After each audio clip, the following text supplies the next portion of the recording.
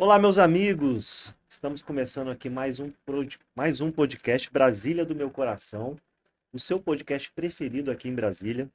Eu sou o Fernando Cacheta, apresentando aqui o programa, e hoje nós vamos contar a história do Ricardo Soares do Nascimento. Mas antes, se você está gostando do programa, se inscreva no canal, clique aí no sinal para você receber sempre a notificação de quando a gente tiver um novo programa e nos acompanhe.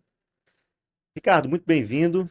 Ricardo, ele é empresário e fundador e CEO da Solução Turismo, da Aviação Catarina e da M3 em Movimento.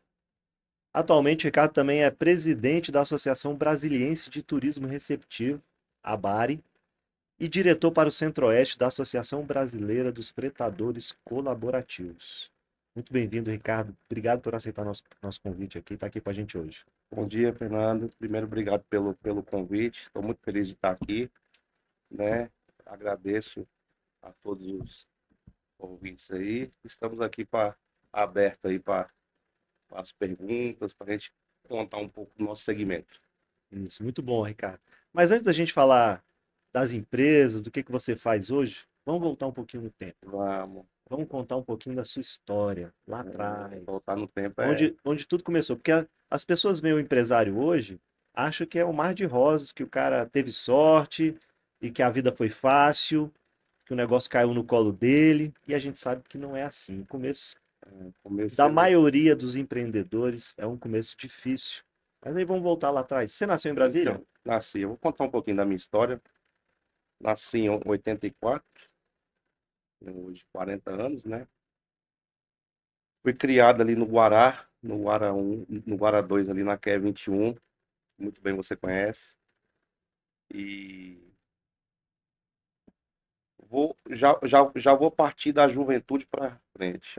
Aos 15 anos ali, eu vi a necessidade de trabalhar, era necessário para mim trabalhar.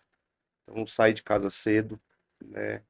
Já lavei carro na Feira do Guará, já fui chapeiro de quiosque. Por volta dos meus 18 anos, eu comecei a trabalhar como office boy aqui no Liberty Mall, numa empresa de turismo. Na época, na verdade, quando se emitia passagem, era via fax. Então, eu saía com a máquina de cartão, ia até os clientes, botava o cartão, passava aquele carbono, voltava para a agência, e aí passava o fax, aí a companhia, na época era Varig, VASP, Rio Sul, mandava a passagem. E eu devolvia novamente num envelope essa passagem para o cliente. Sua missão era Ive? E vim, trabalhava muito. Sempre fui apaixonado por ônibus. Eu me recordo que quando eu era menino, a mãe da minha mãe morava em Goianá, que é perto de Juiz de Fora, Minas Gerais. E a gente pegava um ônibus aqui, Tribos, na época da aviação em Itapemirim, eu sempre adorava aquelas viagens. Desenhava ônibus e tudo. Nesses meus 18 para 19 anos, eu tive a oportunidade de trabalhar numa empresa que fazia pacotes rodoviários. E lá fretava um ônibus, fazia viagem para Porto Seguro. E eu fui convidado para trabalhar de office boy nessa transportadora. E ali começou a minha carreira no ônibus, né? Ali começou no transporte. Depois, eu sei que eu entrei nessa empresa como office boy e saí como gerente sênior. Dali eu vi que era aquilo que eu gostava, passei por outras empresas. Em 2010, eu senti uma dor no pé da barriga e fui diagnosticado com câncer. Então, a gente passamos por inúmeros médicos até eu chegar nesse resultado. Porque eu era muito jovem, eu tinha 25 anos. Então, câncer, pô, o cara saudável, câncer, aí fizemos a biópsia e eu descobri que eu estava com a metástase. Tive que arrancar um testículo, passou para os rins. Fiquei 6 meses fazendo quimioterapia. Início a minha atual esposa hoje, na época da minha namorada, ela estava grávida do nosso primeiro filho. E eu descobri no meio do tratamento. Eu não podia ter filho, porque eu já tinha arrancado outro. o testículo. E aí, enfim, meu filho nasceu 9/9/2011. Quando foi ali meados do dia 15 de agosto, meu oncologista me chamou, doutor Marcos Trindade, inclusive um abraço, me chamou e falou que eu estava curado. Olha que bênção. E eu virei para minha esposa, falei, olha, eu não vou trabalhar mais para ninguém. E ela falou, como é que você vai fazer isso? A gente não tem dinheiro. Eu morava num apartamento, num areal de 40 metros quadrados alugado.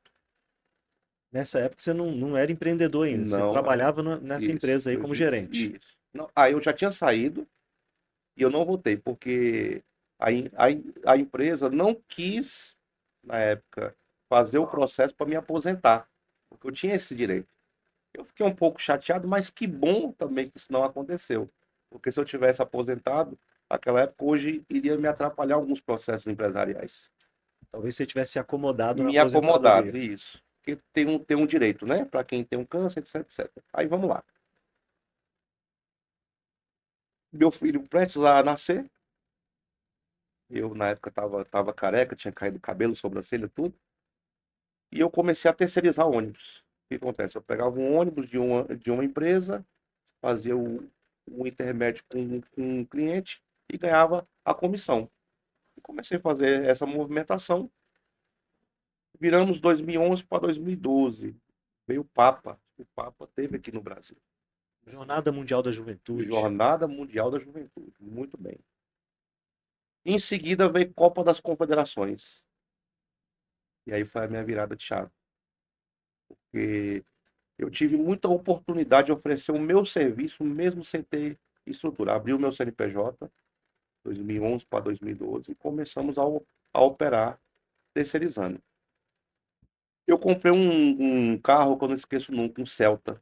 Foi o meu primeiro carro, depois dessa jornada de virada de chave da saúde. Eu lembro até a placa JJK 4095. E desse Celta virou um Corolla, eu fazia transporte executivo.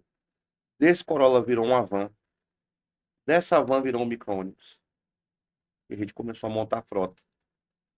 Eu E sei aí, ao que, invés, desculpe te interromper, ao invés de alugar o ônibus de um terceiro, você começou a ter sua própria frota, justamente, começou num Celta. isso, começou no Começou num Celta. Celta e virou É, uma frota gigante. gigantesca. Aí Mas vamos vamos lá. lá. Aí veio Copa das Confederações, veio Copa do Mundo. A gente trabalhou, Olimpíadas. trabalhou muito, muito, muito, muito. E quando eu criei esse nome Solução, eu, eu tive muito cuidado. Eu falei, cara, eu quero que a minha empresa seja nacional. Eu não quero nada Brasília, alguma coisa. Eu quero que seja solução. Tanto que ela é solução e a razão social dela é Interbrasil. Porque eu tinha que, na minha cabeça, que a minha empresa tinha que ser uma empresa nacional. Então eu botei Interbrasil Transportes e Turismo e Solução Turismo Receptivo. Pegamos Copa das Confederações, pegamos Copa do Mundo. No meio desse percurso, um ônibus meu pegou fogo. Uma van minha já bateu de frente de um caminhão. Passamos por muita coisa. Em 2016, eu fui convidado por uma grande empresa para terceirizar alguns ônibus para operar algumas linhas. Eu tive a coragem de comprar, na época, 22 ônibus financiados. Zero. Tudo ônibus zero. Seminovo, Seminovo. mas era carro na casa de 500 mil na época. Então era Era muito. muita coisa. E eu tive, o negócio deu certo, foi outra escola, outro aprendizado. E ali, dali em diante, a gente aprendeu a lidar, construímos uma garagem, equipe comercial, financeiro, operacional, manutenção. Podemos Estamos, dizer, Ricardo, que o câncer te deu coragem de enfrentar a sim, vida. o câncer me deu coragem de enfrentar. E meu filho nasceu, coisa que eu nunca podia imaginar pela minha cabeça. Eu queria ter um filho, queria ter uma família, mas no meio daquele turbilhão, você só quer ficar curado. Você não quer outra coisa. Não E adianta deve dar um você, medo de morrer e deixar seu filho aí sozinho. justamente, você não consegue ali romantizar nada, porque você quer ficar curado. Tanto que em muitas vezes eu não queria fazer quimioterapia, porque estava muito, muito difícil. Eu Mas faço por quê? Por causa da dor? da dor, eu fazia de segunda a sexta-feira e finais de semana eu ia para internar porque eu sentia muita fraqueza, eu não conseguia andar e nem falar. Aí eu tinha um ciclo de 21 dias de intervalo e voltava. E a minha mãe falava: Você não quer ver seu filho nascer, não? Você não quer... E aquilo foi entrando na minha cabeça. Então assim, o câncer para mim não foi uma tristeza, ele virou uma alegria, porque hoje tem um casal, Pedro e a Valentina. Pedro está com 13 anos, vai fazer 14 anos. Mesmo depois do câncer, você conseguiu ter outro filho. Mais um, a Valentina, que também o Mas o médico médico não tinha dito que você estava estéril? falou. Inclusive na época, Fernando, ele queria que eu fizesse aquele procedimento de congelar o sêmen. Eu falei, não, doutor. Ele falou, ó, você vai ficar aí estéreo. Eu, tá bom, aí veio a Valentina. Então, assim, quando tá na mão de Deus, cara, não tem o que fazer. Mas Então, vamos dar um pause aí vamos. e voltar um pouquinho. Você foi office boy, foi chapeiro, morava lá no Guará. O que você aprendeu?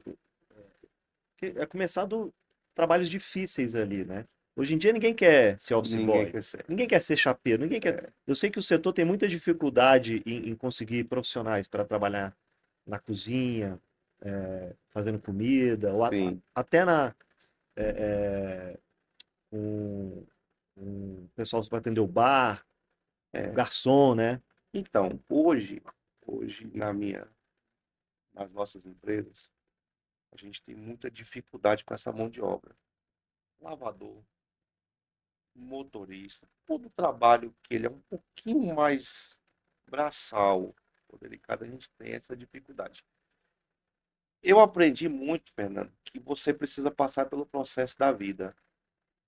O aprendizado que eu tive é quando lavar um carro. Como é difícil lavar um carro? Lavar bem lavado. Lavar bem lavado. Porque às vezes olha, o cara do Lava Jato cobra caro. Isso aqui. Como é difícil você não manchar um carro. Como é difícil você entregar aquilo e receber. Na época era R$ 5 a lavar, se eu não me engano. Era R$ 5.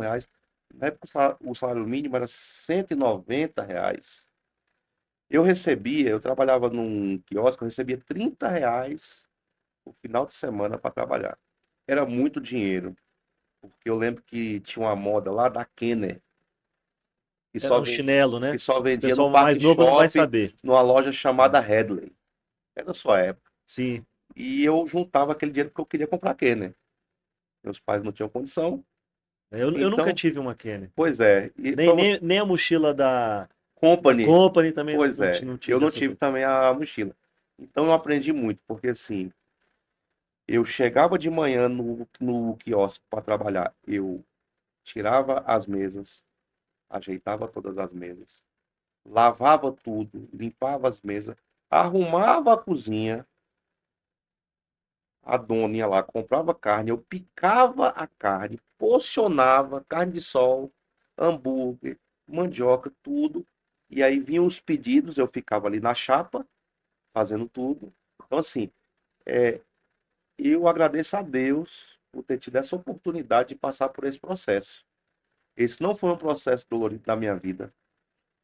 Ele não foi um processo, foi um processo que eu me lembro com felicidade, Fernando. Eu tenho felicidade de ter passado de lavar carro por ter sido office boy, por muitos desafios da vida, de passar a madrugada no aeroporto com a plaquinha na mão, esperando o único voo que ia chegar, porque eu tinha que pegar aquele grupo e botar dentro da van. Fiz demais isso, ficar ali no aeroporto, É, recebendo grupo, e esse seu período de office boy foi fazendo você aprender o demais. funcionamento de todo aquele setor. Isso, e na época eu tinha ali meus 20 anos, Fernando, eu sempre lidei com pessoas mais maduras, pessoas de 35, 40. E isso foi um aprendizado também, né? Eu sempre aprendi que a hierarquia é importante na vida do homem. Eu passo esses valores para os meus filhos. Tem que respeitar o mais velho, o de cabeça branca, o experiente, tem que ouvir. A internet hoje ela é muito boa, ela evoluiu muito, É traz muito muito melhor quando a gente conteúdo. aprende com o erro dos outros, né? Com a Pois experiência é, dos a outros. experiência dos outros é muito importante quando você vê uma pessoa falar, é conteúdo. Aquilo é uma aula gratuita que ninguém vai te dar, então você tem que ouvir.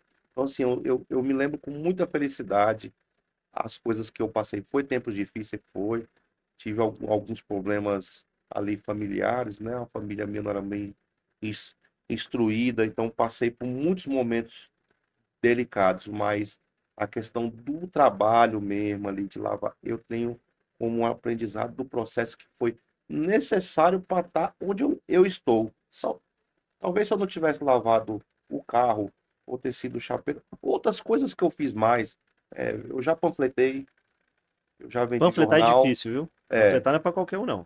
panfletei, já vendi jornal. É muita coisa que a gente vai falando aqui e vai passando. Mas eu vejo com alegria, olhando no mundo de hoje. Eu imagino que hoje você valorize muito o pessoal que lava teus ônibus lá. Sim, sim, sim. Não é fácil. Lavar carro não é difícil, imagina É. ônibus. E assim, hoje é muito.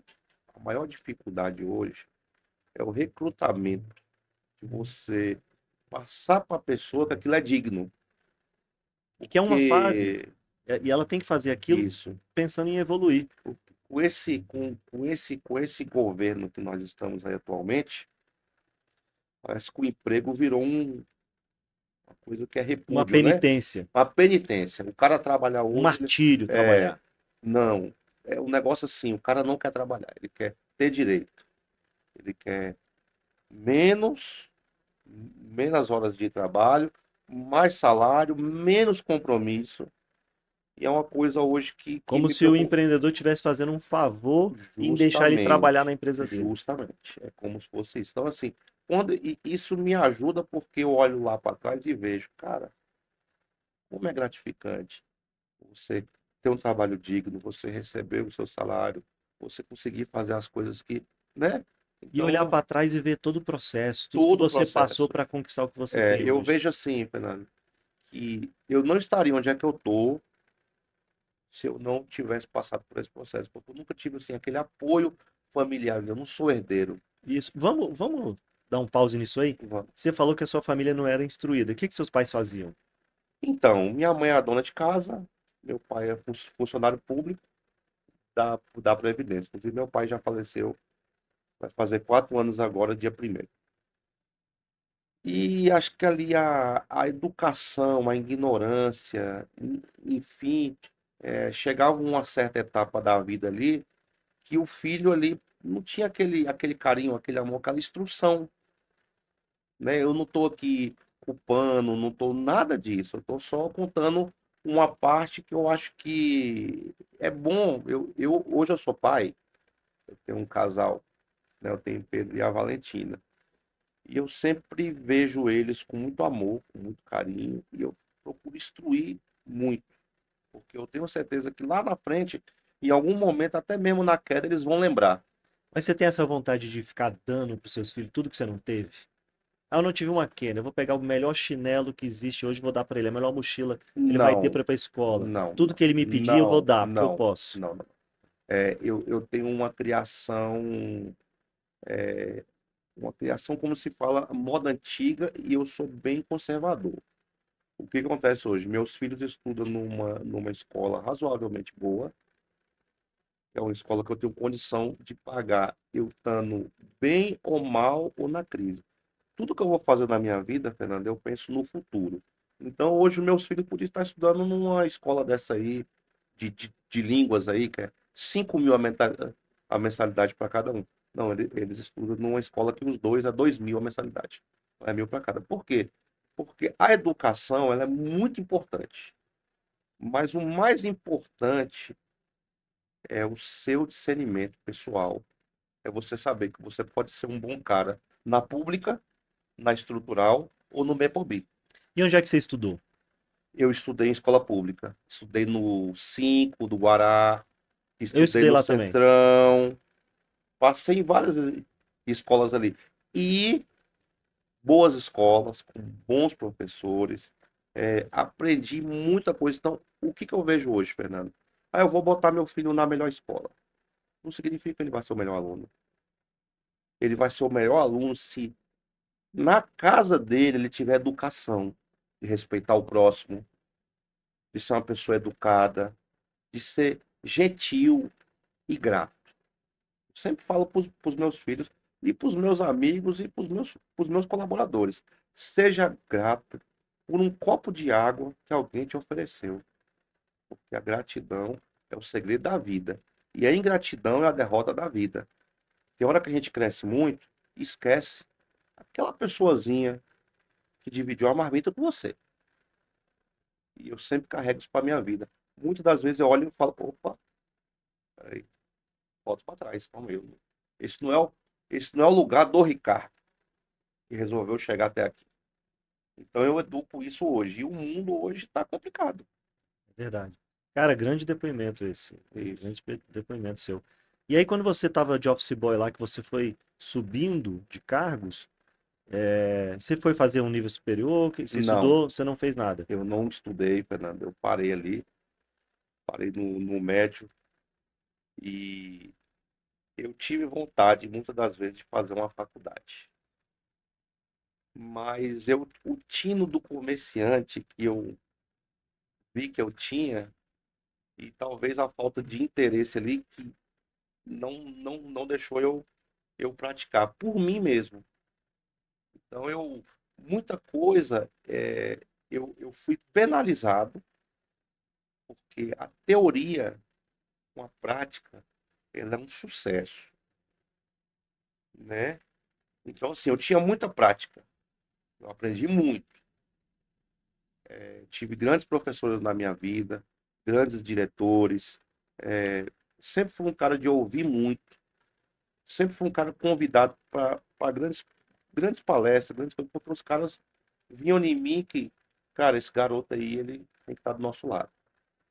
Mas E ele quer avançar. ele quer avançar, isso. Eu sempre fui ali um cara comportado, né? Sempre fui comportado. Não é humilde. É porque quando eu te falo essa palavra humilde, né, relata muita coisa. Mas sempre fui um cara que respeitei a hierarquia, respeitei o próximo. Então eu sempre gostei de. Não, cara, eu preciso aprender, eu quero aprender. Mas hoje, não vou falar que eu me arrependo. Mas hoje, se eu pudesse voltar atrás, eu tinha feito uma faculdade de administração, etc, etc. Não, legal. É porque às vezes a vida coloca a gente num caminho que às vezes a gente nem entende, mas que vai te levar para um lugar melhor, Sim, né? E o seu depoimento aqui mostra que, embora você não tenha feito uma faculdade, o seu conteúdo e o seu conhecimento por meio das suas experiências é muito grande, sim, né? E isso serve para quem está fazendo uma faculdade e nunca trabalhou, é né? Você tem verdade. muito conhecimento para passar para quem fez uma faculdade e nunca trabalhou, porque o cara não tem essa experiência da vida real, vamos dizer assim. Inclusive, esses dias eu fui convidado para dar uma palestra lá na UNB, no curso de turismo. Fiquei até surpreso, fui selecionado lá e eu fui dar uma palestra para os estudantes do curso de turismo. E lá tinha jovens e tinha um grupo 60 mais. E eu fiquei muito, muito, muito, muito feliz e muito alegre porque várias pessoas de 60 anos, né? E eles perguntando, e a gente, vocês são os melhores, porque vocês têm experiência de vida, consegue dar um atendimento que o jovem não vai conseguir hoje. Então vocês têm que acreditar no potencial de vocês, vocês estão no caminho certo. Então, várias senhoras, foi muito bom mesmo. Foi assim, para mim foi gratificante lá na UNB, porque eu não sabia que tinha alunos 60 a mais dentro de alguns cursos. E tem vários, né? Eu não sabia. Então eu tive lá no curso de turismo e eu fiquei muito, muito grato mesmo, porque para mim aquilo lá foi um aprendizado. Para eles estavam aprendendo comigo, mas eu aprendi muito mais com eles do que eles comigo, entendeu? Pô, bacana, cara. É, E como é que você lidou com dinheiro, cara? Porque você começou aí do nada, vamos dizer assim, você foi galgando, você foi chegando a posições maiores, você virou gerente, depois você foi trabalhar e você resolveu empreender. então, Quando começou a entrar um dinheiro, assim, um dinheirinho, eu, como é que você fazia para lidar com dinheiro? Porque você não tem uma formação. isso, na verdade, eu sempre tive um certo medo, porque quando você começa a ver grandes recursos entrar, Você de duas uma, ou você trava ou você solta demais. Pode ficar deslumbrado. Deslumbrado e eu sempre levei na minha vida a lei da semeadura. Cara, eu tenho que plantar para colher. Então eu vou fazer o meu plantio. Então todo o dinheiro que a gente administrava, a minha esposa começou comigo, fundou Clarice Coelho. Olha, podíamos ter chamado ela aqui também, Pois é, cara. ela fez um procedimentozinho, tá em casa repousando, mas está super bem. Mas da próxima eu vou trazer ela, Legal. porque ela faz parte dessa história. Então ela É, tinha que estar aqui. pois é, então ela cuidava do financeiro e eu era o cara ali que ajeitava tudo. Quando começou a entrar um recurso, e nós compramos o primeiro um micro-ônibus, depois um ônibus e tudo mais, eu entendi que, para mim, teria que ficar só o básico. Eu entendi que naquele momento a minha vida não tinha condição de mudar. Então, O que, foco que, era na empresa, o fazer a foco era empresa na crescer. empresa. Então, o que eu falei com ela? Falei, ó, amor, a gente vai investir na empresa todo o dinheiro que entrar. E ela super de acordo. Nós moramos muito tempo nesse apartamentozinho. Depois nós compramos ele. Então, você morava no Guará 2, aí Isso, depois você foi pro Areal, isso. direto. Saiu do Guará 2 Não, pro Areal. eu morei em alguns quartinhos de fundo ali no Guará. Morei na 19, morei em alguns outros locais, até ir pro Areal. Lá eu morei num apartamento térreo de 40 metros quadrados, tinha 2 quartos e um banheiro. Apertado, em 2 quartos em 40 metros quadrados. Muito apertadinho, mas, Mal cabe uma cama pois de é, solteiro. pois era, muito apertadinho, mas era muito gostoso. E depois eu comprei esse apartamento, Fernando. Incrível. É, eu lembro que na época eu não estava conseguindo pagar um aluguel, era R$ 500. Antes de eu começar a fazer quimioterapia. Era R$ 500, eu não dava conta de pagar. Depois nós compramos. Cara, e como é que tu fez aqui? Então, pauzinho, como é que tu fez a quimioterapia? Foi no hospital público? Hospital Que é público. caro. Hospital público. O que que acontece? O No meu plano hospital. no hospital de base. O meu plano de saúde, ele não cobriu, porque era um plano recente, e eles falaram que essa doença eu já tinha. Eu peguei 2 médicos na minha vida, que chama doutora Neumi Saad e doutor Marcos Trindade. E eu só tenho uma explicação para isso. Foi Deus que botou a mão em mim neles. Porque eu entrei por uma enfermaria, essa mulher abraçou a minha causa. Através dela eu conheci o doutor Marcos Trindade e tem o doutor Omar também, que é o urologista. E esse cara, ele me abraçou. Eu fiz o meu tratamento todinho na rede pública. Não faltou um medicamento. Não faltou assessoria. Não faltou nada. Esse cara, ele me pegou como se fosse o filho dele. E eu fiz o tratamento todinho lá. E assim, o doutor Marcos Trindade, eu tenho uma gratidão por ele muito grande. Doutora Neumi Saad, nunca mais a vi. Inclusive, eu até pesquisei esse dia na rede social para ver se eu achava para encontrar ela, para ir até ela, dar um abraço. Doutor Omar. Então, foram esses médicos que abraçaram. Então, eu fiz no hospital de base. Não é fácil, tá? Lá você faz quimioterapia com 30, 40 pessoas. Você vê pessoas que numa sessão estão, na outra já não tá. E aí, cadê fulano? Faleceu. Você fala, vai chegar a minha vez. Então, isso não é uma coisa que me deixava com frio na barriga. E, assim, muitas das vezes, Fernando, E ver a morte de perto mudou a sua vida? A forma mudou. como você encara a vida? Mudou. Em alguns momentos, Fernando, eu achei que eu ia partir. Em alguns momentos ali da quimioterapia, a minha vida parou por aqui. Porque eu olhava e você começa a não ter mais esperança. No meio do meu tratamento, os médicos descobriram que o medicamento que eu estava tomando estava fazendo aumentar o câncer. Tiveram que trocar. Trocar. Aí eu dei uma baqueada, Pô, fiz, não adiantou nada. não Piorou. adiantou nada. E aí trocou e resolveu. Chegou a minha hora. Chegou a minha hora. Isso Mas você acredita em Deus? demais. Sou cristão, acredito em Deus, acredito aqui na lei da semeadura. Eu acho que aquilo que você faz é o que você paga, né? Eu acredito que aqui não sai nada de graça nessa vida. Aqui, se você botar o pé, o outro cair, você vai pagar. Se você for covarde, você vai pagar. Se você achar que está fazendo mal para os outros, está fazendo é para você. A gente vive num mundo, num país que era para ser da liberdade. E a gente está vendo que cada dia que passa, essa liberdade está virando ódio. As pessoas hoje, quando vê você numa posição, acha que você é herdeiro, acha que você é ladrão, Tem raiva de você porque tem você raiva está de nesse lugar você. e não sabe tudo que você Quando você passou. cai é porque merece, quando você cresce é porque é laranja, ou é ladrão. Então, assim, isso é muito triste. Isso é muito triste. É uma cultura, É uma parece. cultura, cara, é incrível, sabe? As pessoas nunca te viram e abrem a boca para falar no seu nome.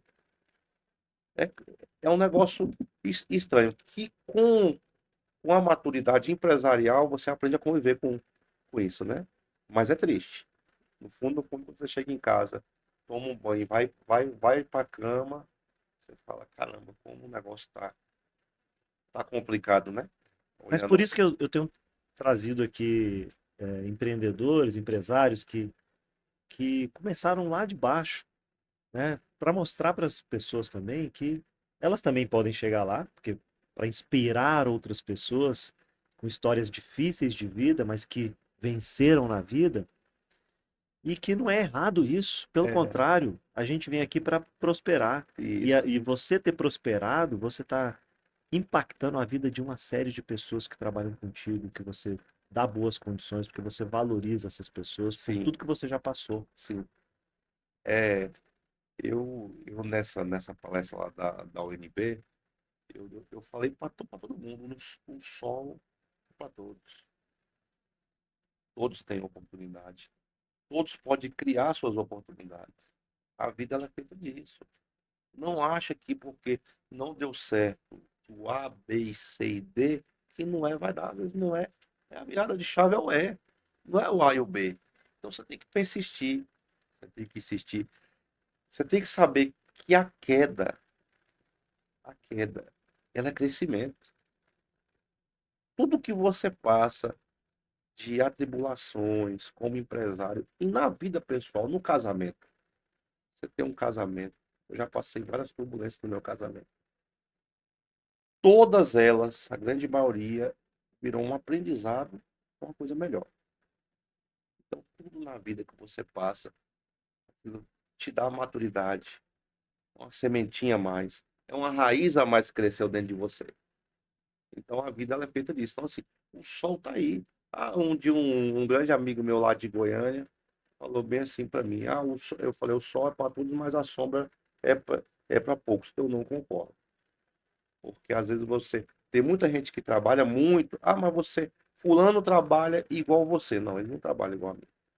Porque às vezes você trabalha muito e às vezes você está jogando errado. Entendeu? Eu sempre falo com a minha equipe, falo, olha, a gente está enxugando gelo aqui na manutenção. A gente está jogando o jogo errado. Vamos mudar o pensamento? Vamos recalcular a rota? Eu sempre costumo falar isso. Porque não é sobre trabalhar muito, é sobre saber como vai trabalhar. É sobre saber como você vai doutrinar, como é que você vai escalar, como é que você vai botar aquela pessoa naquela posição. É aquele fornecedor que é um cara que é muito trabalhoso, você precisa trocar ele, mas você só vai trocar ele quando você pegar e falar, eu não quero mais que você me fornece nada. Aí vai abrir uma lacuna e essa lacuna passa a ser necessidade e você vai em busca de outros. Então tem muita hora, muitas das vezes a gente está acomodado em alguma situação, Fernando. Acomodado. E a gente começa a reclamar da vida. Mas eu trabalho muito e minha vida não dá certo. Mas eu faço muita coisa. A vida é difícil para todos. É difícil para mim. Essa noite eu não dormi bem, preocupado, com tudo, cheio de compromisso. E aí, eu acho que o grande segredo é trabalhar muito é legal, é obrigação, tem que trabalhar muito mesmo para você crescer. Mas é você parar e falar: será que tem alguma coisa que eu posso rever? Será que o caminho que eu estou indo para o trabalho é o melhor? Será que a minha alimentação é melhor? Será que os meus amigos eu posso melhorar eles? Eu tenho uma coisa para oferecer para ele, para os meus filhos, para os meus familiares. Eu acho que esse é o segredo, cara. Também, Você tem então essa preocupação de melhorar a vida de quem está ao seu redor, de totalmente, ajudar quem está ao seu redor a totalmente, crescer também, a prosperar. totalmente. Hoje eu tenho lá a Edna, que está no meu financeiro, eu tenho o Aurélio, eu tenho o Alessandro, tenho o Cifran, tenho o seu Zé Lima, tinha um Bartolomeu que com o tempo comigo saiu agora aí na empresa, mas há muito tempo. Todos os meus colaboradores, eu penso que eles têm que ter uma vida digna e uma vida legal, uma vida que possa fazer uma viagem com a família, que possa se alimentar bem, que possa ter uma boa saúde.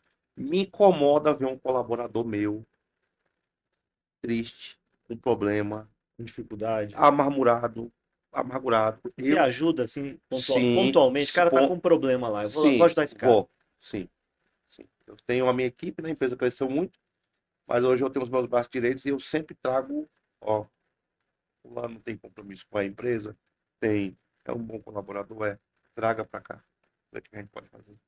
É isso. Por quê? Porque eu entendo que a pessoa saindo de casa bacana, ela vai produzir mais. Sem dúvida. E você sabe, Ricardo, que eu te perguntei como é que você fez com o dinheiro, que eu acho que um grande problema na sociedade é a pessoa não saber lidar com o dinheiro que ela ganha. É, E aí vai se enrolando entre dívida, cartão de crédito, é, cheque especial assim, eu, e acaba prejudicando, porque ter uma vida financeira saudável é liberdade, sim, independente de quanto você ganha. E aí eu construí uma palestra de educação financeira que para legal. ajudar as pessoas a saber lidar com dinheiro, que é baseado um pouco na minha história também, que saí do zero, hoje eu tenho uma vida financeira saudável, né? Isso é liberdade, posso É afirmar que é liberdade. liberdade. E eu também quero ajudar as pessoas a ter essa vida financeira saudável. E aí, pessoal, você que está assistindo, se você quiser assistir essa palestra, ela é gratuita, não cobro nada.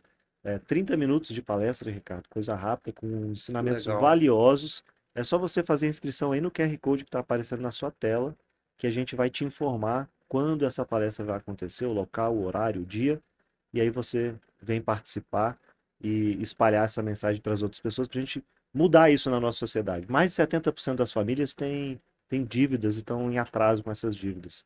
Eu acho que se a pessoa souber lidar com dinheiro, isso pode mudar. E aí vai fazer o nosso país como um todo prosperar e crescer também.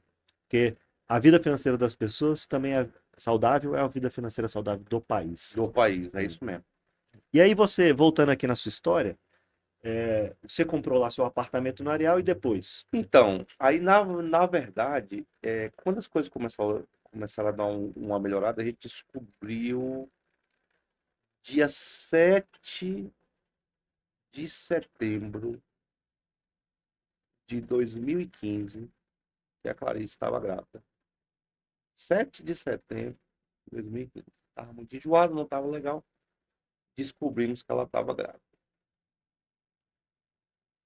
Mudamos para um apartamento em Águas Claras melhor, chamado um condomínio muito bom, especialmente chamado Mirante do Bosque, em Águas Claras. Porque o Areal é do lado ali de Águas Do Claras. lado, é encostado. E ali esse apartamento ele era alugado e as coisas começaram a melhorar. E na minha cabeça eu falei, o primeiro passo da minha vida agora é ter minha casa própria. E aí gostamos muito do apartamento, começamos a olhar. E, amor, vamos comprar o quê? Não, vamos comprar um apartamento de 3 quartos. Ela já estava decidida que não queria ter mais filho, tanto que ela fez a laqueadura. Então vamos ter só esse casal mesmo e tá tudo certo. E eu comecei a olhar apartamento, aí curiosidade eu comecei a olhar a casa. A gente tinha na época botado um ticket médio de até 500 mil. Vamos comprar um imóvel até 500 mil. Comecei a olhar, e eu comecei a olhar a casa. Olhar a casa, olhar a casa, olhar a Que casa. nessa época dava para comprar um bom apartamento. Muito bom. Muito bom. Eu sou só apartamento de 1,5 milhão hoje. Na época, o metro quadrado era 5, 6, né? E aí, Fernando, eu comecei a olhar casas lá na rua. Cara, eu tenho uma casa lá. E hoje é a minha casa. Mas isso em Vicente Pires. Vicente Pires. O olhar de curioso. Sabe quando você vai olhar uma Ferrari que você fala, não, só vou olhar. Um dia eu vou ter essa Um Ferrari. dia eu vou ter essa Ferrari. Fui lá, entrei, quando entrei a casa maravilhosa. Pé direito alto, piscina e tal. O cara falou o preço, eu, caramba, tal, tal. E o cara falou, mas como é que você vai fazer? Eu falei, cara, eu tenho meu carro pessoal, não sei o quê. Aí eu voltei, conversei com a coisa, falou, você é doido, não tem condição de fazer isso. A gente tá almoçando aqui tanto, como é que a gente vai pra isso aí? Eu falei, cara, eu me apaixonei por ele. Eu sempre fui um cara muito positivo e persistente, né? Quando eu quero uma coisa, eu atravesso o deserto atrás dela. E aí eu fui, peguei, negociei com o cara na época, dei a quantia que eu tinha, dei mais um carro, um Honda Civic que eu tinha. Ficamos num carro que ela tinha, que na época era um Celta também, que depois a gente comprou um Celta, 4 portas, e fomos para essa casa. Cara, foi uma realização de vida. Valentina nasceu e mudamos em seguida. Estou lá até hoje muito, muito feliz. Essa casa é um lugar que eu pretendo ficar por lá até o final da minha vida. Eu já vi outras oportunidades, só que a gente queria ir para o Parkway. Lá o lote é 500 metros, o Parkway só vende a partir de 2.500 metros. Então, a gente gosta de viajar. Aqui, nosso filho já vai fazer 14 anos, a outra daqui a pouco 10. Só vai ficar eu e você. Não precisa mais do que isso. A casa é muito aconchegante. A vizinhança é muito boa. É 5 minutos da minha garagem. Minha garagem fica no Esquia, perto da Ambev. Então, desse estrutural, chego lá com 5 minutos. E aí foi um outro passe na minha vida muito grande. E eu falei, pô, agora eu tenho minha casa. Depois eu voltei e comprei o apartamento. Depois da casa, eu comprei esse apartamento para investir. Esse apartamento que era meu. Fiquei com ele um tempo e vendi. Então, para você ver, eu morava de aluguel, saí do aluguel, fui para outro aluguel, do outro aluguel fui para minha casa própria e depois comprei aquele apartamento que ficou alugado para outras pessoas e eu recebendo. O que eu quero dizer com isso? Velho? Qual é o raciocínio aqui? É não desistir, cara. Tem, tem câncer, tem noites turbulentas, tem falta de grana, tem problema político, tem problema com filho, tem problema com família. Para você não desistir, não desistir. E ter sempre seus sonhos em mente. Sempre, porque E você quem não sonha tá morto. Né?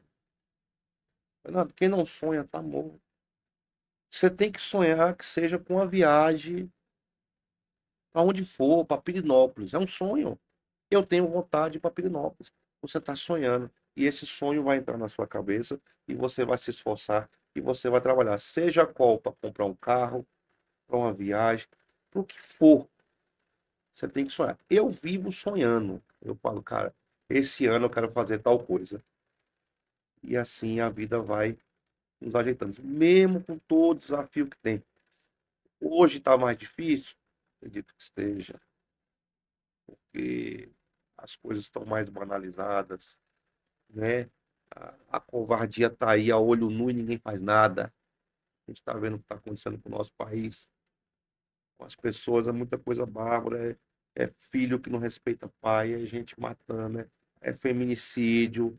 O trem tá aí. Então, assim, mas eu acho que parece não que a sociedade perdeu o respeito pelo próximo. perdeu o respeito pelo próximo. Hoje, uma briga de trânsito faz que o cara saia com a arma e, sei lá, te dá um tiro, Até se você pensa, tem uma visão de mundo diferente do outro, o outro vira um inimigo. vira inimigo. Então, eu costumo falar, não desista do seu sonho. É cansativo? É demais. É fácil? Não. Não tem nada fácil. Eu costumo dizer, Fernando, que o que é fácil é castelo de areia. O vento leva. O que é difícil cria raiz. Quando você tem um processo que ele enraiza, não é qualquer vento que te leva. Baseado nisso que você está falando, eu sempre falo que o caminho mais fácil é sempre o pior caminho. É um O caminho difícil é o caminho que vai te levar nos melhores resultados. melhores resultados. Esse complemento teu ele foi sensacional, ideal, porque assim, hoje eu vejo a juventude, por exemplo, meu filho chega para mim e fala, pai, fulano de tal, funkeiro, não sei das quantas lá que eles curtem aí, porque também assim, eu crio com liberdade. Você deixa seu filho escutar o que ele quiser Ele de quis, música, assim. até coisas que eu não, Porque que tem eu, umas músicas pesadas. assim, Hoje, na nossa época, o funk era um pouco Furacão diferente. 2000, nossa época, né? Claudinho Claudinho Buchecha, Bochecha, era legal. MC Massinho, MC Marcinho, isso. MC Leozinho. Leozinho, isso. Então, assim, Hoje em hoje, dia mudou um o pouco que que eu isso. faço hoje? A escola hoje, é com muita tristeza que eu vou falar isso aqui. A escola hoje talvez não é o melhor amigo da família. Isso que você está falando é pesado. Muita Por coisa, que a escola não é o melhor amigo da família? porque muita coisa que é para ser reprimida lá dentro, como a educação que eu tive, foi que o meu professor, a minha escola, era mais autoridade do que a minha casa. Então, a minha professora eu tinha que respeitar ela. Eu tinha que respeitar, eu tinha que ter discernimento. A minha mãe era chamada lá, era problema. Era problema, eu era castigado por isso. E hoje está muito livre as Hoje o pai escolas. quer castigar o professor. É isso. Ao Então invés de, hoje ao invés de chamar a atenção do filho, porque ele cometeu algum erro na escola, eu já fui, a minha esposa quase vai em todas, mas eu faço questão de algumas reuniões. E eu gosto de ouvir os professores. E a gente entra numa fila ali e fica vendo os pais debatendo. Então, professora, e o meu filho? Não, é para ele sentar na frente. É para ele fazer aqui. Aqui que a autoridade é a senhora. Ele está aqui para estudar. Ele não está aqui para lhe apontar o que você está. Porque hoje o aluno ele vai para a escola, ele está apontando o professor. O professor fez errado. Gente, está invertido. A pessoa estudou, fez letras, passou num concurso, sai de casa às 5 horas da manhã para educar 20, 30 minutos. Chega lá, tem menino jogando, apontando. E os pais hoje, infelizmente, com muita tristeza, Fernando, eles vão apontar dedo na cara de professor. Então, o professor hoje, é uma profissão que eu acho que vai sofrer também daqui uns dias. Ninguém vai querer ser professor, porque é um trabalho que ele é digno, mas é um trabalho que virou perseguição.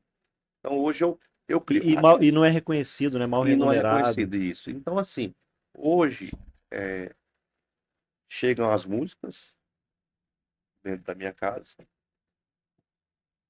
Você não Muito, acha que a música ensina? eu acho que a música Que tem uma ensina. mensagem na música. Eu Toda acho que a música tem uma música ensina. mensagem. Mas o que que eu vejo? Que eu tenho um de 13, 14 e tenho uma de 9. Que eles são muito, eles vivem muito da modinha, né?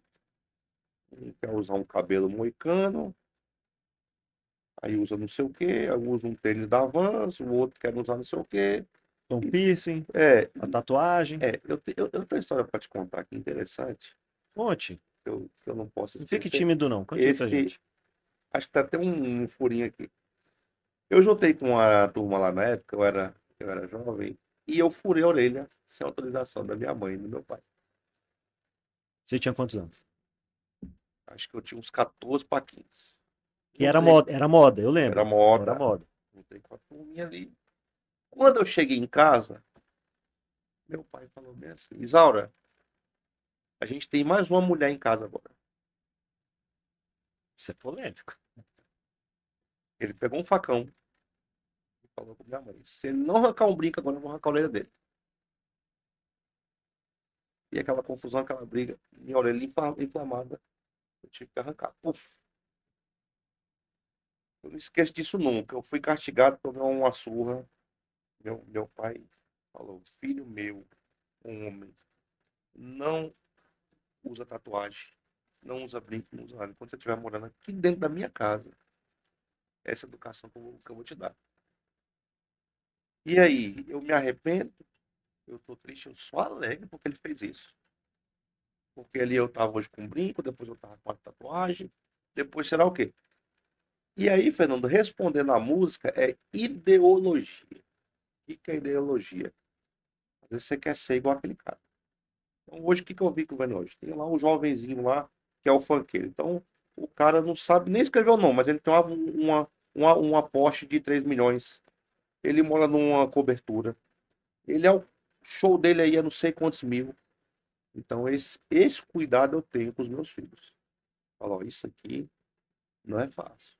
Jogador de futebol, cantor sertanejo, funkeiro, meu amigo, é 1 em 1 milhão. Isso acaba. Se o cara não for sábio, você pode pegar quantos jogadores de futebol que tem hoje que estão pobres. Quantos sertanejos que foram ricos, porque dinheiro não muito desaforo. Por mais que você tenha muito. Mas o cara é mega milionário. Não faça seu dinheiro trabalhar para você não. Para você ver se ele não acaba. Então hoje, voltando a esse assunto de escola, de amizade, tudo, eu penso que a escola poderia reprimir mais. Eu penso que a escola tinha que ter mais regra. Eu penso que a liberdade na escola, ela tinha que ter um portão para fora. Para dentro você vem aqui para estudar matemática, geografia, física, educação física. Ponto. Tem que estudar, tem que fazer prova, não tem que mexer em celular. Agora estão aí mexendo com lei não sei para onde. Para menino, o que você quer fazer com o celular dentro de sala de aula? A escola deveria botar suas próprias regras. Não precisava ter Regra, lei para proibir o celular dentro da escola. Fernando, E aí as pessoas vão escolhendo qual escola ela quer colocar o filho dela. Fernando, nada sem regra dá certo. Se for fazer um aniversário, um bolo na sua casa, se você não fizer, não tiver regra, não dá certo. Você senta com a sua esposa e fala: nós vamos cantar um bolo para você. De 6 até 10, a galera fica até 11. Alguns vão trazer cerveja, eu vou assar carne, nós vamos cantar o, o parabéns ali por volta de 20 horas. O procedimento é esse, nós vamos convidar. Isso é regra, isso é organização de vida. Você imagina, você vai gritar na rua, hoje é meu aniversário, chama todo mundo, daqui a pouco estão quebrando tuas coisas, estão abrindo tua geladeira. Nada sem regra funciona. Nada. Na minha cabeça, tudo tem que ter regra. Tudo, tudo, tudo, tudo. Tudo. Não? Mas você falou aí do seu pai, eu lembrei do meu. Meu pai também já faleceu, infelizmente. Eu não caí nessa modinha de querer botar um brinco. Eu nunca tive vontade de botar um brinco, piercing, nem fazer tatuagem, não tenho tatuagem. Mas eu me lembro, e isso me marca também, que o meu pai sempre falava, porque ele via a modinha, ele falava quando a gente estava indo para a escola, dentro do carro, ele falava, ó, se você aparecer em casa com um brinco, eu arranco tua orelha fora.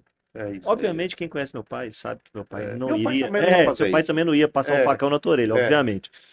É uma Mas maneira era. de falar, né? Pode ser É, até violenta, mas é uma maneira de falar. isso. E era assim. Então, assim, um dia que você quiser botar o brinco, quando você sair de casa, você põe. Aí você pode pôr teu brinco, você pode botar tua tatuagem. Então era muito isso, que era uma regra dentro de casa. E o meu pai tinha que me educar. Né? E ele via que aquilo era uma modinha. Eu não queria botar um brinco porque eu queria usar um brinco. Não, é por causa dos outros. Né? A gente estava deixando os outros pautarem a nossa vida. Né? Quando a gente fala modinha, é um pouco isso. Os outros quererem, você querer pertencer àquele mundo que está ali, aquela moda do momento. Né? E às vezes isso é ruim, porque às vezes é uma moda ruim, que Isso. vai te prejudicar lá no futuro. Às vezes você faz uma tatuagem, depois você se arrepende. E aí? É. Como é que você vai arrancar aquele negócio? Eu, Hoje eu acho até que dá para tirar a é, tatuagem, mas lá atrás não dava. eu não acredito que tire 100%, Você tem água aí 100%. ainda? Tem. Vou Se quiser mais, você fala aqui que eu tomar água sirvo aqui você. para. Mas vamos voltar para as empresas? O Vamos. papo tá bom, esse papo aqui vai longe, se Vai não longe, vai deixar. longe. É. E aí você fez esse grande investimento, você comprou 22 ônibus. Foi na época E aí? Você pegou tudo financiado. Tomou um financiado. risco grande ali. Isso grande e assim, um ônibus, qualquer negócio.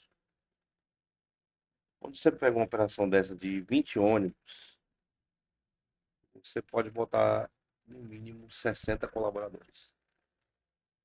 No mínimo. Uma operação dessa girar entre motorista, manutenção, lavagem, operacional, financeiro, tudo é um gasto muito grande. O ônibus, é como se fosse um avião. Um avião, quando ele não para ali, o cara não vem, olha o pneu, olha as asas. O ônibus é como aquilo. O Terminou uma ônibus viagem, tem que dar uma revisão tem que geral. dar uma revisão geral. Você tem que ver se parou um ventilador do ar-condicionado, Você tem que ver se um pneu está comendo mais do que o outro, um amortecedor que estourou, uma válvula que não está funcionando, uma parte elétrica. É muitos itens, Fernando, para um ônibus sair corretamente e seguro. E todos esses itens dependem de um profissional. Ele não chega lá, entra e um. Não, ali cada um é especialista. Um na parte elétrica, um no ar-condicionado, outro ali em suspensão e freio. Aí tem que ter alguém ali para monitorar ali as peças. Então, um negócio assim, é, toda profissão, Até como porque é, você, toda viagem, você é responsável pela vida de muita gente que está muita ali dentro gente, do seu ali você está ônibus. carregando vidas, né? Uhum. Ali é fatal, ali qualquer problema que você tiver, Você tem já teve um acidente grande assim de ônibus? eu já tive pequenos acidentes, né? Já bateu atrás, já bateu na lateral, mas graças a Deus nenhum acidente grande. Com vítima, graças a Deus Porque não. tem muito essa questão do motorista estar virado, toma remédio. Como é que você Pois é. gerencia isso lá O na tua que empresa? acontece hoje? Hoje toda a minha frota ela tem uma câmera de fadiga. Todos os meus ônibus hoje uma câmera virada para o motorista, uma para a pista e um monitoramento aqui. Ela é online. Toda ocorrência que tiver, motorista está cochilando, Mas quem está olhando isso? tem um CCO, Ah, que é o Centro de Controle Operacional, dentro da garagem mas é da sua empresa ou é terceirizado da isso? minha empresa. Caramba.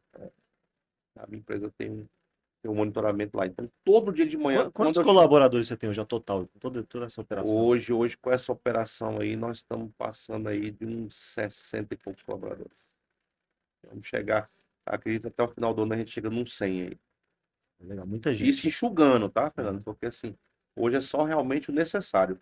E eu estou investindo muito em tecnologia também, né? Eu vejo que a tecnologia, ela não tem lado, né? Ela te Uhum. traz o real, né? Então eu tô investindo muito. Então hoje, todo dia de manhã, quando eu chego na empresa, eu tenho um relatório. Ó, fulano dormiu, fulano saiu da faixa, aqui os vídeos, fulano tá fumando. Aí você chama o cara para conversar, como é que você Então, faz? aí passa para um outro setor, tem um chefe, chama o cara, muitas das vezes, quando é coisa grave, já desliga. Entendeu? Porque você não pode correr o risco de acontecer de novo, porque se o cara Jamais, bate, morre um monte de jamais, já gente. acabou a empresa. Porque assim, tem um seguro que é o RCO, né? Que é o seguro de responsabilidade civil. Ele tem uma indenização por pessoa. Mas nada impede de você receber a sua indenização e depois você acionar a empresa. Entendeu? Então, assim, é muito sério. Aí eu volto para a mão de obra, Fernando. E hoje é um problema muito grande. Você tem vaga em aberto lá que você não consegue, Toda hora, não consegue toda hora, preencher? toda hora. Motorista toda hora. Toda hora. O que que é mais Porque difícil assim, lá? O motorista, o lavador? O motorista. motorista é difícil, mas É, hoje ninguém quer ficar tantas horas dirigindo. não é isso. Assim, a gente faz uma pré-seleção. Quanto é que ganha? Você pode falar quanto é que ganha o motorista lá? Rapaz, com todos os benefícios lá, Fernando, eles, porque assim, tem o motorista de turismo e o rodoviário, né? Então, o cara vai em Belo Horizonte, volta, aí folga. 3.000 e alguma coisa, não sei te falar exato, mas dá um 3.000 e algumas coisas com alguns benefícios lá. Até que já é a terceira ou quarta pessoa que me pergunta isso, só que tem um contra-cheque, tem um vale, tem um salário e entra as coisas, mas é essa média aí, 3.000 e alguma coisa, entendeu? Agora mesmo a gente vai entrar Para esse uma mês, né? carga horária, ele tem a viagem, ele tem que descansar. Um exemplo, ele sai daqui 19 horas, Brasília, Belo Horizonte, na dupla. Então ele roda aí umas 5 horas. Vai para a cama, o outro entra na operação e termina a viagem. Aí chega lá, descansa o dia todo, volta e chega aqui e folga. Então, normalmente essa carga aí, 5 horas, por aí. Aí depois da solução turismo estar consolidada, você abriu a aviação Catarina. Qual a É. diferença da solução turismo para a aviação Então, a Catarina? Aviação Catarina, ela é uma empresa que ela é focada em linha rodoviária. Hoje ela tem algumas concessões da NTT.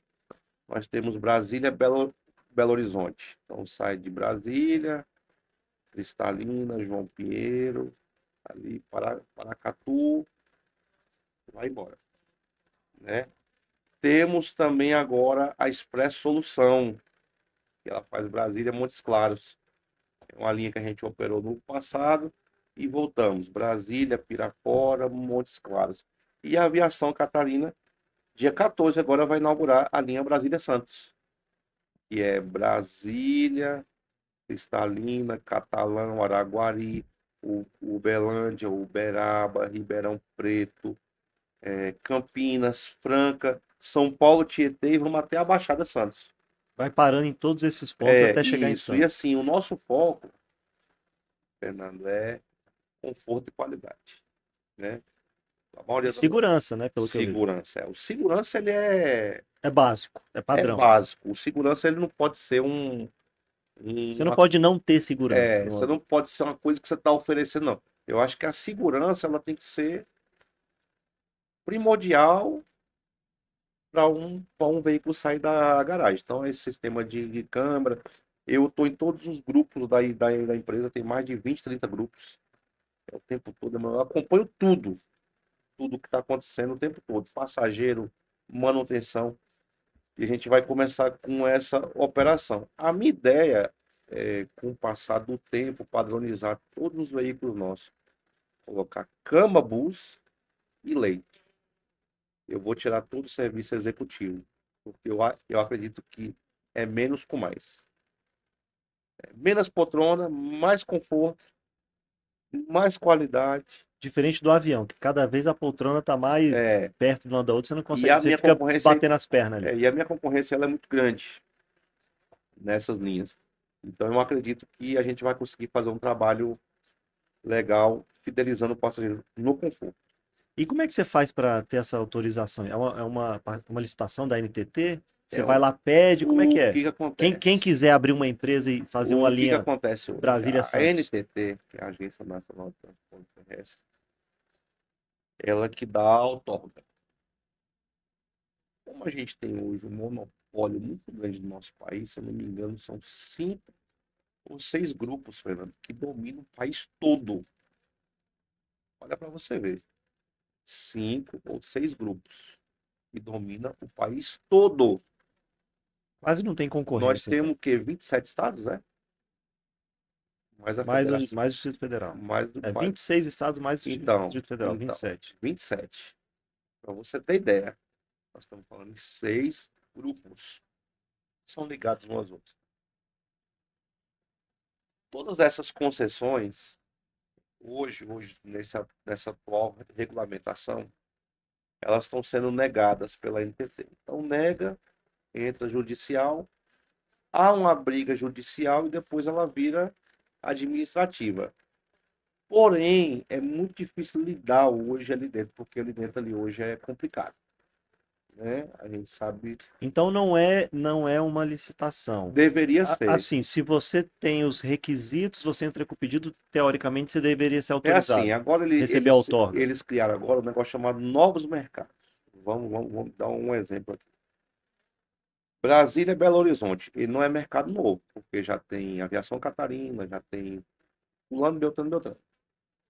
Só que aí o Fernando quer fazer uma linha de Águas Lindas para Sabará, que é depois de Belo Horizonte. Seria mercado não atendido. Aí você tira todas as autorizações, eles publicam um negócio chamado TAR, né? Que é o termo de autorização regular. Você está apto a receber linha. Aí você entra, eles te dão esse mercado. Só que qual é a finalidade sua de um mercado desse?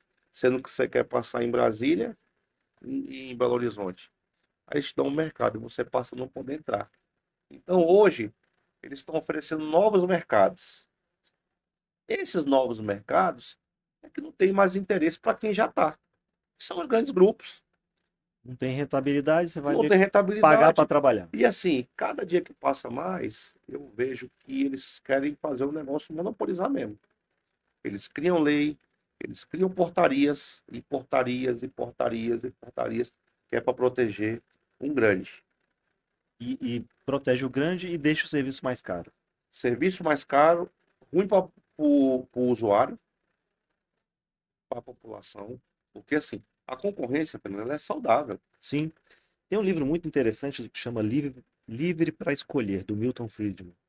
E ele conta várias histórias que vão acontecendo nos Estados Unidos que vão prejudicando os setores e deixando eles mais caros. Tem um episódio que é sobre o transporte rodoviário.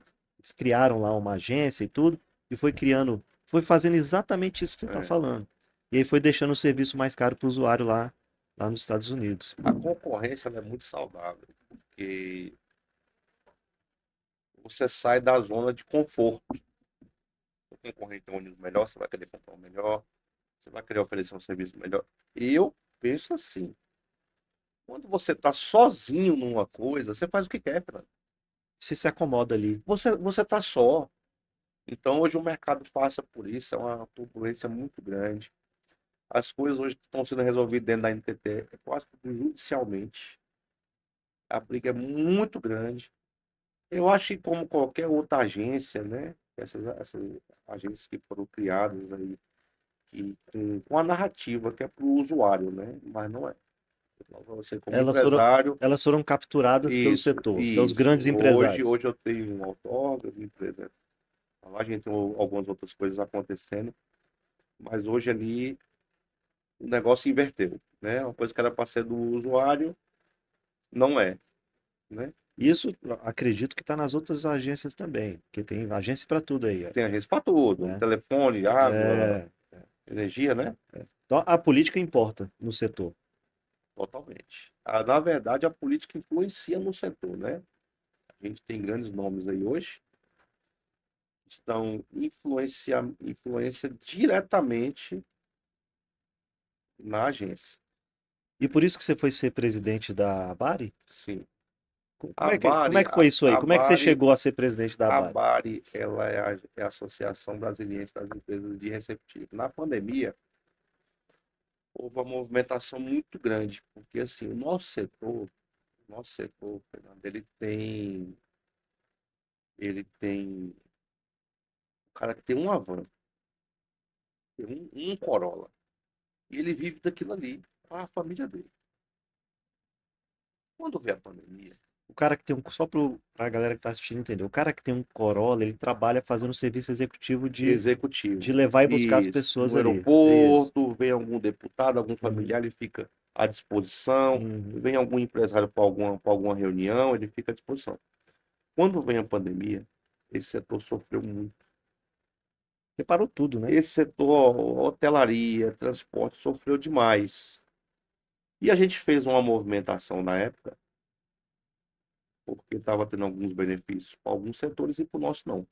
Então, fizemos uma manifestação, reunimos centenas de veículos, trio elétrico, fizemos uma arrecadação legal, fizemos uma manifestação muito, muito, muito, muito assim, organizada. E a gente conseguiu o mesmo benefício para o transporte escolar. Não conseguiu, que na época era um recurso, a gente era R$ 600. Eu não peguei esse recurso, porque na época eu tinha outros meios de sobreviver. Mas isso fez a diferença para muita gente. Porque o cara estava em casa passando necessidade de uma cesta básica. Não tinha serviço. Não tinha serviço e o mais agravante, Fernando, nem você conseguia vender o seu veículo. Porque se não tem serviço, quem é que vai comprar uma van?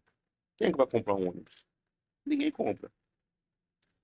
E com isso tudo, tinha um presidente na época, era o Reinaldo, ele saiu, teve uma votação e eu passei a ser presidente. Estou no meu segundo mandato lá na associação. Hoje na Abari, a nossa busca hoje é por legalizar o transporte turístico dentro do Distrito Federal. Nós somos o único estado do Brasil que o transporte turístico ele não é legalizado. Existe o Mas por cadastro? quê? É, Existe o porque tem o Ministério cadastro. do Turismo, Então, tem um monte de regra lá, você se o cadastra. Ministério do Turismo, ele é nacional. Então, ele tem um cadastro lá, agência de viagem, receptivo, equipamento, hotel, barco. Então, você tem vários itens ali que enquadram no seu canal da sua empresa e você tem um certificado. Que te dá Aquilo, autorização para trabalhar. isso. Aquilo para mim, falando hoje a verdade, para mim que lá Não faz sentido. Porque eu nunca vi uma fiscalização de cadastro. E o Ricardo, eu nunca vi. Vem cá, vamos puxar aqui a placa. Por que que é interessante que seja regulamentado dentro do Estado? Em Brasília tem uma lei que envolve transportadoras turísticas. Na época era a antiga CEMOB, que tomava conta disso, que hoje é a Secretaria de Transporte e Mobilidade, né? Só que eles são muito mais envolvidos com o transporte urbano. Não faz sentido. Então a gente está fazendo um trabalho junto com o secretário Cristiano para a gente aprovar uma lei aonde toda transportadora turística residida em Brasília com CNPJ tenha um cadastro que seja fiscalizado pelo Estado, pelo governo do Distrito Federal. Então, vamos lá. Você tem uma van? Tem. Você vai mandar sua documentação todinha lá para a Secretaria de Turismo. Eles vão ver certidões criminais, tudo, tudo, tudo, tudo. Você fala que isso é necessário para não ter um transporte clandestino, por Eu exemplo. vou chegar lá. Então você tem hoje o endereço, o veículo está no seu nome, você tem o seguro, você vai acabar com o clandestino, você vai acabar com a pirataria. Ó, o aeroporto hoje está tomado pela pirataria. Setores ou outras aqui está tomado. E aí é a seguinte coisa. Uma van tomba lá no não sei aonde. Aparece em qualquer jornal. Fala que é de turismo. E o cara nem Repara tem para você ver. cadastro. Repara para você ver. Qualquer acidente que tem é de turismo e o cara não tem cadastro. Então, assim, esse assunto lá dentro já está bem evoluído. A gente está conseguindo avançar. Então, através da associação, a gente acredita que a gente vai terminar o ano com esse cadastro. A gente quer um certificado, a gente quer que gere dentro dos veículos um QR Code. Esse veículo é cadastrado. Aí você bota ali o QR Code, vai sair a placa, vai sair quem são os colaboradores, quem é o proprietário da empresa, um WhatsApp, o usuário falar com a empresa. Então a gente quer criar isso. Então está bem evoluído. E outra coisa que eu quero deixar no meu legado, no meu mandato, a gente está também brigando por um espaço no aeroporto, para a gente ter nossa área lá de descanso. O aeroporto hoje ele é privatizado. É a Inframérica hoje que é a detentora Da concessão. da concessão. Então, do balão ali para cima, é tudo deles. Só que tem algumas áreas que são destinadas para Uber, transportadora turística. A gente ficava ali antigamente perto do Hotel Ibis, ali atrás. Só que tá fazendo ali um grande shopping. Tem uns chineses que estão fazendo um galpão também ali atrás e vão construir um centro também ali administrativo ali de algumas clínicas. Então, hoje, quando a gente vai fazer grandes eventos, Fernando, tem uma dificuldade muito grande de parar veículo. Um ônibus tem 14, 15 metros. Um ônibus. Então, você imagina parar aí 20, 30 ônibus, vans. A gente quer um local com banheiro, um local que tenha água e um lugar que dê para um ônibus, a van, o micro ou o carro executivo para com dignidade. Então, essa vai ser a minha luta esse ano pela Abari, para a gente conquistar essas duas coisas, que é o cadastro de transporte turístico feito pelo Estado, pelo governo do Distrito Federal, fiscalizar as vans. Não é pelo cadastro, não é nada disso. E um espaço para que a gente possa ter ali no aeroporto, que é onde tudo começa em Brasília. Engraçado porque é difícil ver um empreendedor querendo que o Estado fiscalize ele próprio. É, Normalmente o cara não quer é, perturbação. E é. vocês estão lá, a associação de vocês estão pedindo para o Estado fazer isso. Sim, é muito importante para a gente que o Estado fiscalize, porque isso é saudável. Todos os nossos associados têm empresas que têm uma van hoje é 300 mil. A partir de 300 mil, uma van. Tem garagem, tem contador, tem financeiro, tem motorista pichado. Aí, de repente, não sei quem aposenta, não sei quem compra uma van, bota e roda. Hoje roda solto, Fernando. Hoje não tem um, um, um negócio assim. Se você quiser comprar uma van amanhã, você entra e acabou. Então, eu acho que a regulamentação vai equilibrar financeiramente as tarifas que são exercidas hoje pelo mercado, que elas estão muito abaixo do preço, devido a essa esse clandestino, né? E o Estado fiscalizando também é importante para que seja saudável, até mesmo para as empresas. Mas você acha que o Estado, no caso aqui, o Distrito Federal, ele teria condições de fiscalizar? Eu estou perguntando isso porque eu tive um. No início você falou, ó, a gente precisa aprender com os mais velhos, cabeça branca. Eu tive um chefe, quando eu trabalhava numa empresa do governo, que ele falava o seguinte, ele era diretor. Se você vai criar uma regra, você tem que poder fiscalizar. Tem que ter estrutura para fiscalizar. Se você não pode fiscalizar, não adianta você criar regra. É uma regra morta. E se você pode fiscalizar, se você consegue fiscalizar, você tem que ter o poder de punir. E se você também fiscalizar e não puder punir, não vai adiantar nada. Então, eu te pergunto, você acha que o GDF teria condições de fiscalizar o setor? Veja bem, Fernando. Eu, Eu sei que você não está no governo, né? Isso é, é uma resposta para o governo, mas você acha que então, teria? o que que eu acho, assim, a minha visão que está de fora. A gente tem que tentar descomplicar as coisas. O que eu entendi? Eu entendi que a CEMOB, a Secretaria de Mobilidade, ela hoje seria o órgão ideal para fazer isso. Porém, se a gente conseguir tirar esse transporte turístico da CEMOB e passar para a Secretaria de Turismo, a gente vai ficar todo mundo dentro da mesma página. Porque tem tudo a ver a Secretaria de Turismo fiscalizar a transportadora turística. Não, Ricardo, mas quem cuida de mobilidade é a CEMOB. Não. E aí a minha ideia foi aproximar mais ali todos e mostrar que dentro do turismo a gente vai conseguir fiscalizar melhor. Então hoje a luta não é só criar o certificado, é fazer com que a Secretaria de Turismo também queira abraçar essa causa. Porque assim, na lei, Fernando, hoje está pela CEMOB. A lei hoje está pela CEMOB.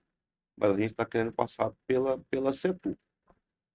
Hoje, Fernando, hoje, com a tecnologia que nós temos hoje, né, em 2025, eu acredito que existe meios de fiscalizar eletronicamente, né? Porque o governo ele nunca tem capacidade para nada. Então, uma resposta assim, nua e crua. Tudo que vai fazer não tem funcionário, está faltando, não tem efetivo, tudo mais. Mas eu acho que a gente fizer hoje uma transição planejada, organizada, o próprio setor ele auto se regula. Na hora que ele começar a fazer ações, por exemplo, se tem um selo, tem que ter placa vermelha. Se tem placa vermelha, tem que estar averbado e com seguro. Por que não envolver a Polícia Militar e o Detran nesse negócio? A partir de hoje. Vamos fazer algumas operações, fazer todo dia. Mas se você fizer uma operação por mês, você peneira. Então, eu acho que isso o governo tem condição de fazer, Legal. tá? E o governo, na época da você citou a pandemia, foi difícil, né, para Isso, todos os setores, não sim, só do transporte turístico e rodoviário. E o governo criou lá o Programa Emergencial de Retomada do Setor de Eventos, o PES, que sim. pegou vocês também. Também. Pegou algumas empresas. E esse programa acabou. Então, esse Como programa, é que fala um ele pouquinho da virou. importância que foi esse programa Então, e se ele acabou, se não acabou, por que que então, acabou? o PES, ele foi muito importante para a sobrevivência tributária das empresas, né? Porque você teve ali um imposto, né? Um imposto X, Y, um exemplo, você pagava ali 22% de alíquota. Você passou ali a pagar 5%. Então, deu um fôlego financeiro. Teve empresa que conseguiu zerar. Porque ele foi tratado caso a caso. Só o que aconteceu? Como tudo no Brasil, vem algumas liminares de algumas empresas que não tinham entrado lá e começou a bagunçar. Então, o PS ele tinha hora para começar e para acabar. Conseguiram mais uma prorrogação, conseguiram mais um prazo. Hoje, Fernando, hoje, eu te atualizando hoje, poucas empresas estão no PES. Ele ainda está vigente, então. Tá, mas para pouquíssimas. Aquele PES mesmo que fez a diferença, foi muito bom, teve empenho aqui de muitos deputados, né? Na época foi um negócio que foi muito importante e ajudou muito as empresas, ajudou muito. É que assim, porque bem resumidamente, o PES é um programa para reduzir imposto, Isso, né? E a gente sabe que no Brasil paga-se muito imposto. A muito carga imposto. tributária para todos os setores, basicamente, ela é muito alta. Eu vou te falar um negócio seu. Você Hoje, acha que a reforma tributária vai melhorar isso? Vai estar aprovada aí? Fernando, hoje eu tenho aqui, vou dar um exemplo da aviação Catarina. A aviação Catarina, ela amanhece com um encargo de 30% todo dia. Eu pago esse SMS, não sei o que, tererê. Resumindo, mais uma comissão 30% hoje, a gente já não conta com ele. Então, se a empresa faturou 1 milhão, a gente conta com 700 mil para custear tudo. Investimento, operação, combustível, garagem. Tributo no nosso país hoje é um problema, né? É um problema, porque a gente está com um governo aí que só fala em tributar. É IOF, aumenta daqui, tira de lá, caça às bruxas. Eu nunca recebi tanta carta da Receita Federal toda a minha vida. Tanto comunicado, contador todo mês. Já teve uma transação na sua conta. Nada anormal, sempre as que eu fiz. Mas eles estão o tempo todo ali em cima, né? Então, assim, o negócio se inverteu. O empresário aqui tá no foco, né? Você diria que é um governo inimigo dos empresários, vamos dizer assim. Totalmente. Pelo menos meu, eu não posso, né, afirmar, porque assim, eu converso com vários setores, cara, e tá todo mundo aí bem, bem preocupado, né? E esse negócio do tributário, cara, é um negócio hoje que, Porque se aumenta os impostos, aumenta o seu custo como empreendedor, você tem que cortar ali Fernando, alguma como é que coisa. você tem uma margem de lucro de final líquido ali de 5, 6%? Só isso? No seu setor é essa a margem de lucro É, líquida? é, É baixa. é baixa. Então, pelo valor investido, né? Porque também, assim, Com a um Selic a ônibus, 15%, é, era um melhor você vender ônibus, tudo e botar um ônibus é no 2 título do milhões. governo. Um ônibus é 2 milhões. Um ônibus é 2 milhões. Então, ali, se você trabalhar certinho ali, bonitinho, você tem ali de 6 a 8, 9%. Não mais. Ah, Ricardo, ganha 20, 30, não. Você tem um valor do seu patrimônio lá investido.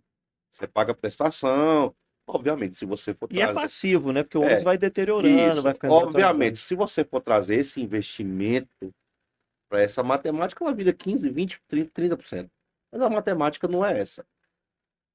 Mas hoje, Fernando, eu falo para você, essa questão tributária, ela tá complicada. Verdade, Ricardo. Mas vamos terminar com uma coisa boa. Vamos. Eu vi que tem o encontro dos busólogos. Falou que gosta muito de ônibus. O que que é isso? Conta pra gente, Então, o encontro os dos busólogos, busólogos. eles são os apaixonados por ônibus. Eles ficam nas rodovias, nas rodoviárias, tirando foto de ônibus. É um hobby. Hoje ele é um hobby, hoje ele tem homenagem, existe essa profissão, busólogo, busologia. Então são pessoas hoje que são apaixonadas por ônibus, como tem pessoas apaixonadas pelo navio, avião. Então existe um encontro, vários encontros. Tem um que eu faço em parceria com o Busólogo do Coração, que é o Jonathan Olha, combina Diego. aqui Brasília do meu coração com o Pois é, programa. olha, o É. Brasília, eu vou, inclusive, vamos convidar ele. Vamos O convidar. Jonathan Contar essa história aí. é um grande amigo, ele é capixaba, Ele mora aqui em ele Brasília? mora no Espírito Santo. Ah, mas quando ele estiver aí, podemos Isso. trazer. É um cara de muito instruído, de ótima qualidade, é um grande amigo. E a gente resolveu fazer esse encontro regional em Brasília como uma solução como anfitriã. Então ele fez essa seleção, selecionou lá, teve 300 inscritos, aí ele selecionou uns 50. A gente traz esses busólogos para cá, faz um city tour com eles, dá brinde, faz palestra, café da manhã. É um negócio muito legal. Leva no Certo Senat, faz passeio, mostra a estrutura da empresa toda. E a gente sediou esse encontro ano passado. Esse ano ainda estamos em negociação. A agenda está um pouco apertada, mas existe o busólogo, a busologia. É muito interessante. Eles são pessoas apaixonadas. É muito legal. Gera um conteúdo muito interessante, né? E são realmente pessoas que são apaixonadas por. Não pode ver um ônibus que está clicando, né? Tem uma turma muito boa. Eu gosto de todos eles. Eu acho muito legal o conteúdo deles. Eles viajam nas empresas, falam das experiências. Então existe hoje a busologia. Ah, legal, cara. Bom saber. É, Vamos divulgar aí quando tiver. vamos, Vamos vamos sim, divulgar. vamos E sim. você falou aí de passeio e tudo. Brasília é uma cidade turística, né? Tem o turista que vem para cá, ele consegue contratar um serviço para fazer um passeio aqui. Consegue. Hoje Brasília, como, Tem um passeio toda semana, já tem um passeio fixo ou não? como eu, todo dia diário, É. a gente tem passeios de terça a domingo. Brasília mudou muito, é como eu falei aí, no turismo, mudou muito. Hoje a gente tem aqui Vinícola Brasília, maravilha, cara. A qualidade da Vinícola Brasília. A Vamos ver gente, se a gente consegue trazê-los aqui para contar essa história. muito bom. Hoje a gente tem os maiores, e posso te falar, talvez os melhores festivais do Brasil. Está aqui. Estrategicamente, a gente tem o melhor aeroporto. Não sei se você viu que nós temos um Sim, acho que é o aeroporto. terceiro ou quarto melhor do mundo. E o primeiro em zero atrasos, pontualidade. Nós somos o primeiro do Brasil. Temos uma rede hoteleira maravilhosa, muitos hotéis novos. As transportadoras turísticas, nossos veículos hoje, a gente tem uma frota aí com uma média de 4 anos de uso, entre ônibus, micro-ônibus, van. Somos uma cidade plana, shopping center. Então, Brasília, ela tem todos os requisitos para ter um turismo maravilhoso, cultural. Temos Lago Paranoá, cara. Lago Paranoá com a estrutura, você vai dar uma volta de lancha hoje. Se você quiser parar, você come numa churrascaria, você come no Coco. Você tem vários restaurantes, um lago desse, você tem N opções de lazer e gastronomia. Cara, a gente tem tanta coisa hoje que eu não consigo falar aqui. E o lago está subutilizado, né? Dá para Isso, fazer muita coisa ali. muita coisa. Então, assim, hoje o turismo hoje de Brasília, eu falo para você, eu nasci aqui, sou do turismo, tenho 22 anos, eu trabalho com transporte e turismo. Hoje, Brasília, eu posso falar com uma cidade turística. Antigamente, aqui era cidade política. Pessoas vinham aqui, tanto que tinha assim, o hotel era ocioso. Hotel em Brasília, sexta, sábado e domingo, eles davam diária. Mudou, mudou. Agora um hotel aqui final de semana Tá bombando. tá bombando. Então a gente tá tendo aqui, ó, teve o Moto Capital, tem um na praia, tem Fan Festival, tem shows, Tem evento o tem ano inteiro, né? evento o ano inteiro, tem para quem gosta de cultura, para quem gosta de Arquitetura. arquitetura, para quem teatro, tudo, tudo. Então eu falo para você que hoje Brasília é assim, aqui é interessante, tem uma característica que eu vou muito em São Paulo, então eu vejo ali que tem aquela diversidade, né? E aqui também tem, aqui tem para todos os gostos.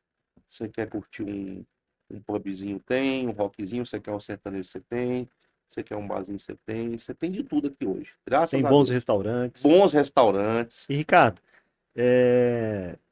para a gente finalizar, né, a conversa está excelente.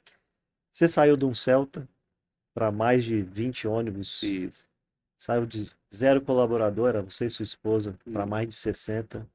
Eu te pergunto, Brasília está no seu coração? Ah, Brasília está no meu coração.